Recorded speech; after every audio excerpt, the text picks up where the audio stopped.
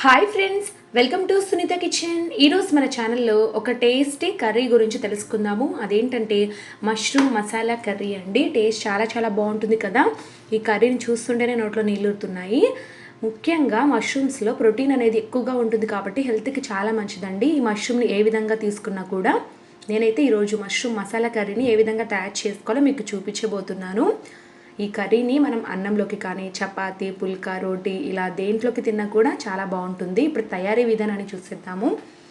ముందుగా నేను ఇక్కడ 200 గ్రాముల మష్రూమ్స్ని తీసుకున్నాను. ఇవి వచ్చేసి హైబ్రిడ్ మష్రూమ్స్ అండి. వీటిని 1-2 సార్లు వాటర్లో శుభ్రంగా కడిగిన తర్వాత ఇలాగా ముక్కలుగా కట్ చేసి పెట్టుకోవాలి. పెద్దగా ఉన్న మష్రూమ్స్ అయితే 4 భాగాలుగా కట్ చేసుకోండి. చిన్నవి అయితే 2 భాగాలుగా కట్ చేసి పెట్టుకోండి. హైబ్రిడ్ మష్రూమ్ కంటే నాటు మష్రూమ్లతో చాలా బాగుంటుంది కర్రీ. వీలైతే అలా ట్రై చేయండి. అదేవిధంగా ఒక మిక్సీ జార్ తీసుకొని 10-12 జీడిపప్పు పలుకుల్ని వేసి మెత్తని పౌడర్లా గ్రైండ్ చేసి పక్కన పెట్టుకోండి. జీడిపప్పు పలుకుల్ని వేయించాల్సిన పని లేదు.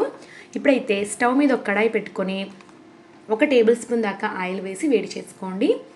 ఆయిల్ బాగా వేడెక్కిన తర్వాత ఇందులోకి కట్ చేసి పెట్టుకున్నటువంటి మష్రూమ్ పీసెస్ని వేసి బాగా ఫ్రై చేయాలి. 3-4 నిమిషాల పాటు మీడియం ఫ్లేమ్లో ఫ్రై చేయండి. ఇలా ఫ్రై చేయడం వల్ల మష్రూమ్స్లో ఉన్న వాటర్ అంతా కూడా బయటికి వచ్చి మరలా ఎగిరిపోతుంది.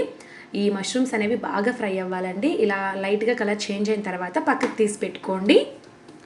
ఇప్పుడు ఇదే కడాయిలోకి 2 టేబుల్ స్పూన్ల దాకా ఆయిల్ వేసి వేడి చేసుకుందాము. కర్రీ అంతా కూడా మీడియం ఫ్లేమ్లో చేసుకోండి, టేస్ట్ బాగుంటుంది. ఆయిల్ బాగా వేడెక్కిన తర్వాత ముందుగా ఒక చిన్న ముక్క దాల్చిన చెక్క, అలాగే 2 ఇలాచి, 3 లవంగాలు, ఒక బిర్యానీ ఆకు, 1/2 టీ స్పూన్ దాకా జీలకర్రని వేసి వీటన్నిటిని దూరగా వేయించండి 1 నిమిషం పాటు. ఇవన్నీ యాడ్ చేయడం వల్ల మంచి ఫ్లేవర్ వస్తుందండి కర్రీకి.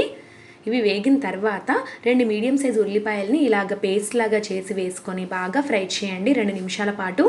ఆనియన్ పేస్ట్ పచ్చివాసన అంతా కూడా పోయి వేగిన తర్వాత 3 పచ్చిమిర్చి, అలాగే 1 టీ స్పూన్ దాకా అల్లం వెల్లుల్లి పేస్ట్ని వేసి మరి 2 నిమిషాల పాటు ఫ్రై చేయండి. మీడియం ఫ్లేమ్లోనే 2 నిమిషాల పాటు ఫ్రై చేసుకున్న తర్వాత ఇలాగ ఆనియన్ పేస్ట్ లైట్ రెడ్డిష్ కలర్లోకి వస్తుంది కదా. ఇప్పుడు ఇందులోకి 2 టమాటాలను గ్రైండ్ చేసి వేసుకోవాలండి. మీడియం సైజ్ అయితే 2 తీసుకోండి, పెద్దదైతే 1 టమాటా సరిపోతుంది.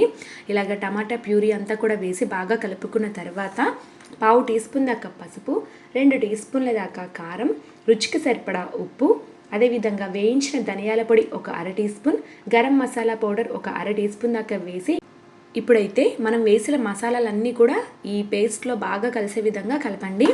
నేను ఇక్కడ టమాటా పేస్ట్, ఆనియన్ పేస్ట్ యూజ్ చేశాను కదండి. ఆ ప్లేస్లో మీరు టమాటా ముక్కలు, ఆనియన్ ముక్కలు కూడా వాడచ్చు.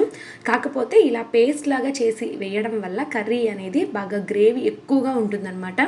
చపాతీలో కానీ పుల్కాలోకి తిన్నప్పుడు అదేవిధంగా మనకి రెస్టారెంట్ స్టైల్లో ఆ టెక్స్చర్ కానీ టేస్ట్ అనేది వస్తుంది. సో మీకు ఎలా ఇష్టమైతే అలా చేసుకోండి. ఇప్పుడైతే బాగా కలుపుకున్న తర్వాత మూత పెట్టి ఒక 3 నిమిషాల పాటు ఫ్రై చేయాలి మీడియం ఫ్లేమ్లో. ఈలోపు ఈ టమాటా పేస్ట్ కూడా బాగా మగ్గుతుంది, మసాలాలన్నీ కూడా పడ్డాయి కాబట్టి. ఇప్పుడు ఇందులోకి 1.5 కప్పు దాకా నీళ్ళు పోసుకోండి. అంటే మనకి గ్రేవీ ఏ విధంగా ఉండాలి అనేది చూసుకొని వాటర్ యాడ్ చేసుకోవాలి. నేను ఇక్కడ బాగా గ్రేవీ ఎక్కువగా ఉండాలని చెప్పి 1.5 కప్పు దాకా నీళ్ళు పోస్తున్నాను, లేదా 1 కప్ అయినా సరిపోతుంది.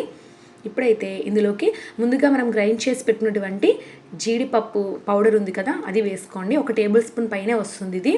అలాగే ఆయిల్లో వేయించినటువంటి మష్రూమ్స్ని కూడా వేసుకొని బాగా కలిపి ఇప్పుడు మూత పెట్టి ఒక 10 నిమిషాల పాటు మీడియం ఫ్లేమ్లో కుక్ చేశారంటే కర్రీ రెడీ అయిపోతుంది. మష్రూమ్స్ ఆల్రెడీ మనం ఆయిల్లో ఫ్రై చేసాం కాబట్టి త్వరగా ఉడికిపోతాయండి.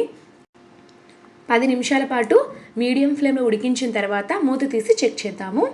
కర్రీ చూడండి బాగా దగ్గర పడిపోయింది, మంచి గ్రేవీతో రెడీ అయిపోయింది అనమాట. సో వెంటనే స్టవ్ ఆపి ఇందులోకి సన్నగా తరిగిన కొత్తిమీరని వేసుకొని బాగా కలుపుకొని వేడిగా మీకు నచ్చిన చపాతీ, పుల్కా, రోటీ లేదా అన్నంతో సర్వ్ చేసుకోండి. చాలా బాగుంటుంది, చాలా యమ్మీగా ఉంటుందండి. ఇందులో ప్రోటీన్ అనేది చాలా ఎక్కువగా ఉంటుంది.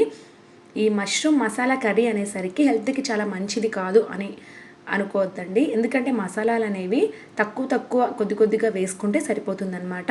ఈ కర్రీని అన్నం, చపాతీ, పుల్కా, రోటీ ఇలా దేంట్లోకి తిన్నా కూడా చాలా బాగుంటుంది. స్పెషల్లీ దీంట్లోకి జీడిపప్పు పౌడర్ వేసాం కదండి, దానివల్ల థిక్నెస్ వచ్చి తినేటప్పుడు కమ్మగా ఉంటుందన్నమాట నోట్లో. అదేవిధంగా ఇక్కడ నేను హైబ్రిడ్ మష్రూమ్స్ని వాడాను కదా. ఒకవేళ మీకు అవైలబుల్లో నాటు పుట్టగొడుగులు కనుక దొరికితే వాటితో చేసుకోండి, ఇంకా అదిరిపోతుంది టేస్ట్ మాత్రం. సో ఈ వీడియో మీకు బాగా నచ్చినట్లయితే వీడియోని లైక్ చేయండి. అలాగే ఇలాంటి మరెన్నో మంచి రెసిపీస్ కోసం మన ఛానల్ని సబ్స్క్రైబ్ చేసుకోండి. Thank you for watching.